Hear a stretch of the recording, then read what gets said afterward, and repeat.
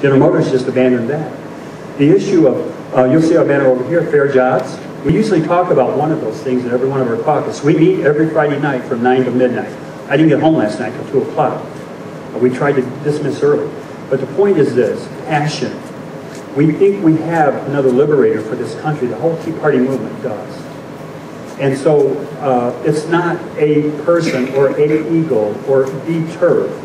It is the plan that Norm has, he identified it when he collectively saw everybody of the Tea Party movement trying to battle for the turf. And the thing we have to know, the thing that we have to pursue is to be able to unite. One of the things Norm said about our Tea Party, the Will Run Tea Party caucus, is we have Campaign for Liberty. Tony DeMott is usually at every meeting. Bill Bigler, Ann Arbor Patriots, he is at every meeting.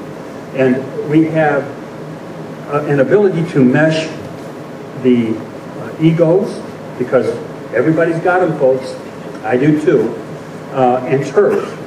And what we have is that very significant ability to find people's strengths without colliding with them. And we have got that in the state going on, and the Tea Party movement has got to be able to blend and to mesh for the common core principles of limited government. Okay, what we're going to do now, there's going to be a 7-minute dissertation, 5 minutes? Okay, we're going to move it to 5 minutes. Dissertation about what you do, what you in your Tea Party meetings, and how you got started. I gave you a little bit of mine, but Bill Bigler is going to give you the Will Run Tea Party caucus. We're going to start over here with Ed. Hi, Ed Tomaszewski.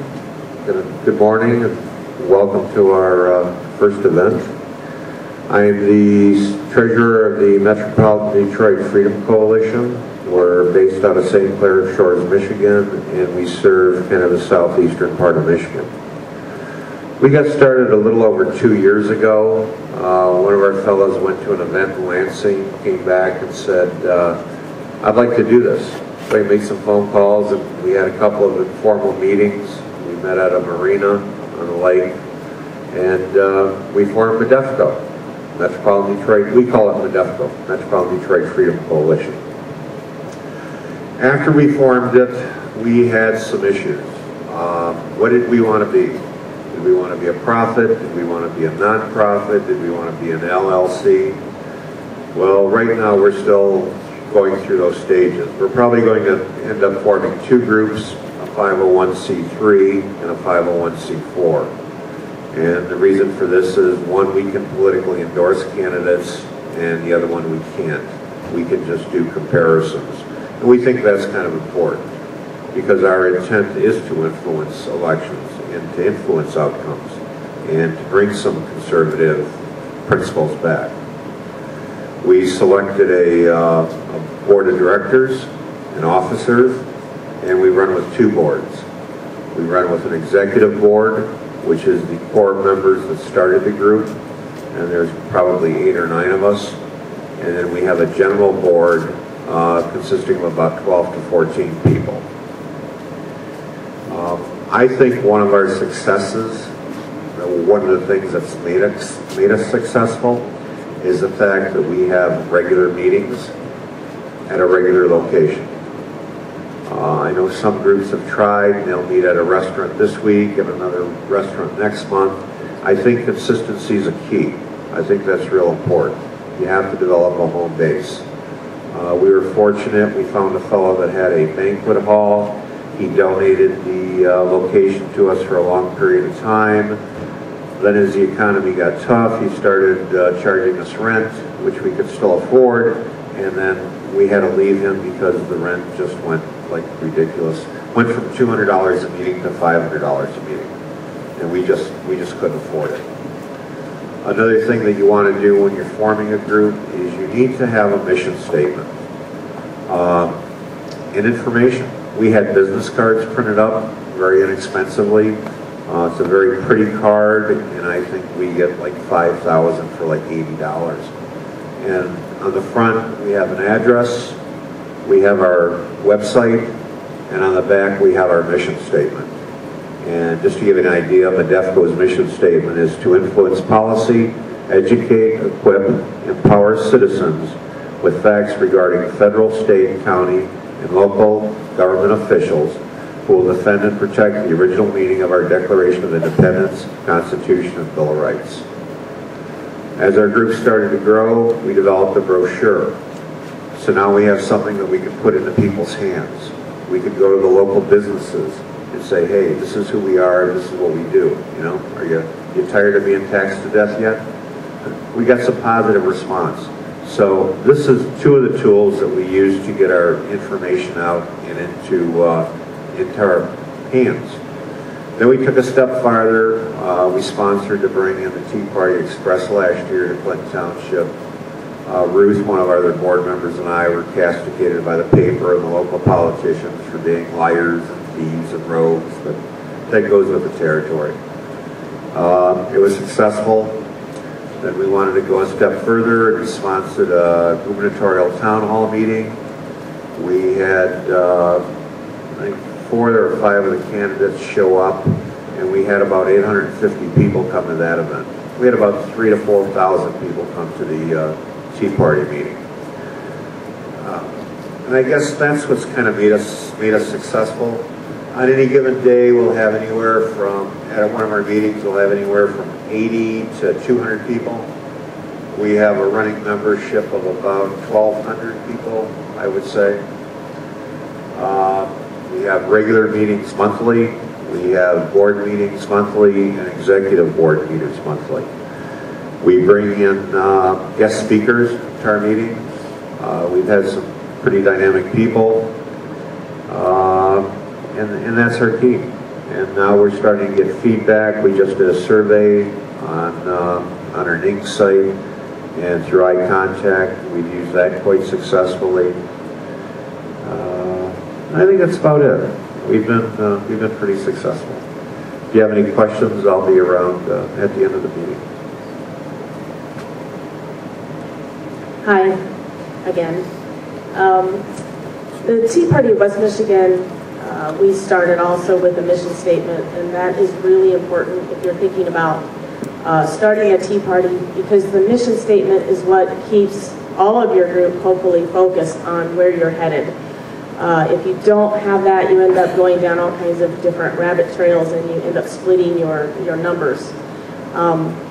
So our mission statement, which by the way took us weeks, it's very simple, but it took us weeks to write it, just going back and forth about it. It basically says to influence policy and affect the election of government officials who will defend and protect the original meaning of the Declaration of Independence, Constitution, and Bill of Rights. We went on from there to give ourselves some principles because we thought that it would just define it a little more. So they are to preserve the economic future for our children, to work to return to the principles of our governing Constitution, to demand limited government, to promote the free market that has made this country the leader of the world, to give support for individual and property rights, and to provide a platform for giving like-minded people a voice, which is another thing that's really important. Many of our meetings, we have time for people just to spout because, as you know, it gets very frustrating listening to the news every day. So we went from there and we decided what type of organization we were going to be. Thankfully, we had Don Jekyll, who's very, very brilliant when it comes to financial matters and tax matters, and he looked at the different types of organizations you could be as a nonprofit or a corporation, all the different things, and he came back with a recommendation to be a 527, which it's got some drawbacks, but it's got some pluses. 527 keeps you from a lot of the filing, and it's much cheaper to set up. You just set it up with the IRS. It does keep us from endorsing, but we've actually found that to be somewhat of a blessing because I know there's been trouble in some groups when the group endorses and you have members that don't agree with that endorsement, then you have issues. People will even leave the group and you can't really blame them. So then a few things that have made us successful and grow the way we have is, believe it or not, we haven't had bylaws. We have officers, but they aren't governing officers for the most part. And with the chapters, we let the chapters run their organizations the way they see fit, as long as they stay under our mission statement and the fact that we're a 527. They do give us a little money toward the website, things like that, because they're all on our website, which helps people find them. And we have an insurance plan that covers us all if we have events and things.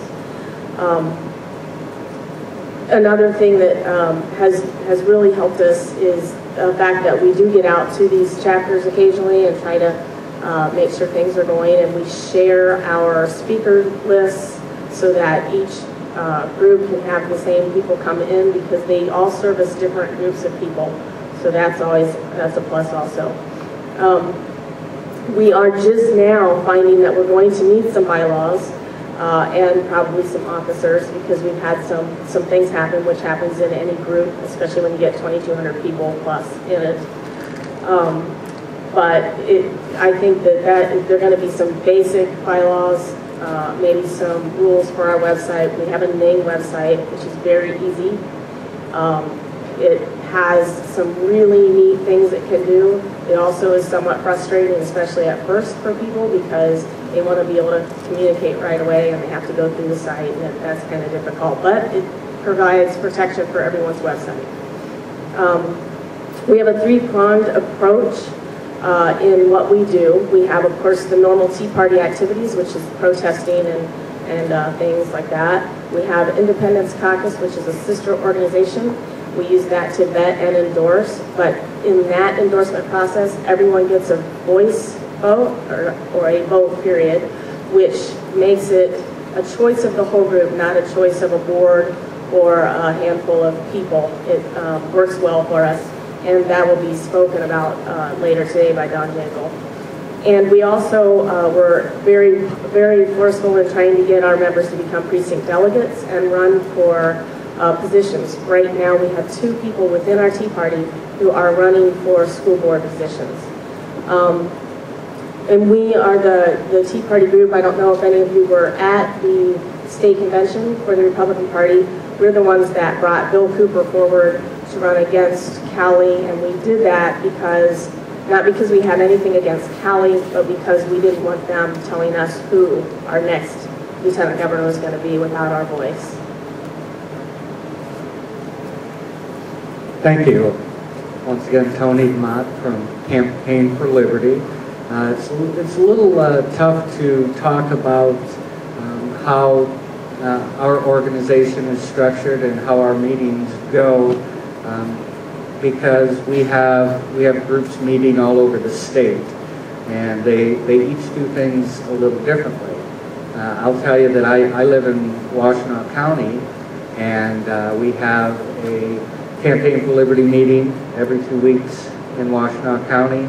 We have a Liberty breakfast every 2 weeks in Washtenaw County, and then I'm a very proud member of the Willow Run Tea Party Caucus and the Ann Arbor Patriots. And I guess I'd like to talk a little more about that meeting. We have, at the Willow Run Tea Party Caucus, we have varying degrees of ideology and folks that are coming from different backgrounds. And you have Campaign for Liberty. I guess we would be considered more leaning towards a more libertarian philosophy than some of the other groups. And you have folks that are really coming from a religious background, and all kinds of different folks who could certainly find plenty of areas to disagree on, but we've raised ourselves above that. We certainly do have some disagreements, and there's lots of good talk about those disagreements between the leadership in these groups. But the bottom line is that this group has demonstrated how we are able to work together on the things that we do agree on, and those are plentiful. Limited government, individual liberty, sound money. These are things that we find a lot of common threads on. And I'll tell you that the work that's been done in Washtenaw County over the past 2 years has been